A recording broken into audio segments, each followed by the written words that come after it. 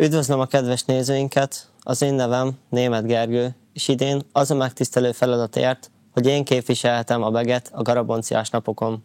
Stábom neve a Beg and Burn, a név pedig úgy áll össze, hogy az első részét hagyományok alapján meghagytuk a Beg, mint iskola nevének, második része pedig a tűz, mert mi nem csak megéljük, hanem fel is perzséljük a pillanatokat. Szeretnénk megmutatni, hogy egy aprócska pillanatnak mekkora jelentősége lehet ebben a rohanó világban.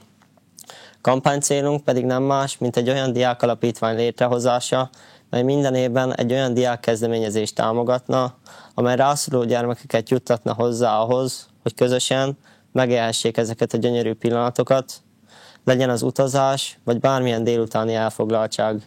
Emellett a Garabonciás napok ideje alatt szeretnénk létrehozni egy adománygyűjtést, amelyben minden iskolát magunkkal hívunk, elhelyezünk dobozokat, ahol a velünk egykorúak az árva gyermekek részére üzeneteket hagyhatnak, hogy ne csak száraz élelmiszert, hanem egy kis kedvességet is kapjanak a napjukban.